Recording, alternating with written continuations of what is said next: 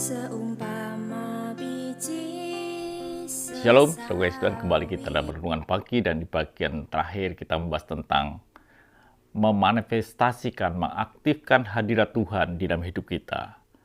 Orang yang mengaktifkan hadirat Tuhan di dalam dirinya, ada bagian yang orang itu pasti kerjakan, yang disebut dengan korban. Jadi saudara Tuhan, orang yang mengaktifkan hadirat Tuhan dalam hidupnya, pasti orang itu bisa dilihat sejauh mana mereka berkorban.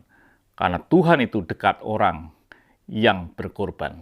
Dikatakan di dalam Mazmur 50 ayat yang kelima, "Bawalah kemari orang-orang yang kukasihi, yang mengikat perjanjian dengan aku berdasarkan korban sembelian."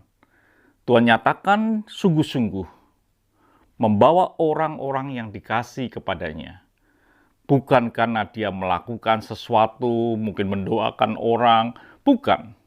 Tapi tulis dengan jelas, karena orang itu ada ikatan perjanjian korban. Jelas dikatakan, bawalah kemari orang-orang yang kukasihi. Apakah saudara adalah orang yang dikasihi Tuhan? Kalau saudara orang yang dikasihi Tuhan, saudara sedang mengaktifkan hadirat Tuhan di dalam kehidupan saudara, maka hadirat itu akan membawa saudara untuk menepati suatu perjanjian yang disebut dengan perjanjian korban. Artinya bahwa orang-orang yang dekat dengan Tuhan adalah orang-orang yang siap untuk berkorban. Apakah hidup saudara adalah orang yang berkorban?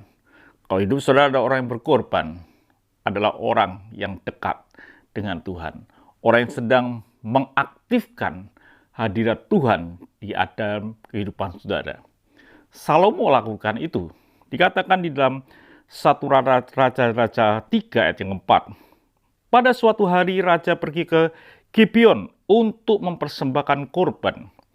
Sebab disitulah bukit pengorbanan yang paling besar. 1000 korban bakaran dipersembahkan Salomo di atas mezbah itu. Di bagian bawahnya jelas, ketika dia mempersembahkan korban, mengaktifkan hadirat Tuhan di dalam kehidupannya, dan dia mengorbankan begitu besar.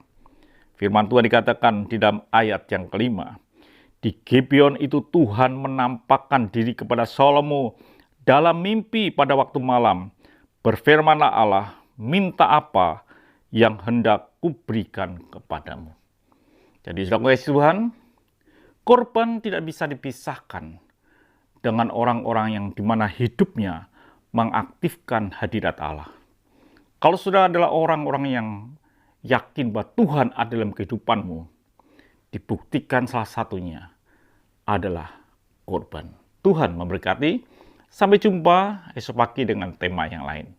Mari kita berdoa. Terima kasih Bapa. Biarlah hidup kami adalah hidup yang dekat dengan Engkau. Mengaktifkan hadirat-Mu dalam hidup kami. Dan kami yakin kami adalah orang-orang yang siap berkorban. Haleluya. Amin.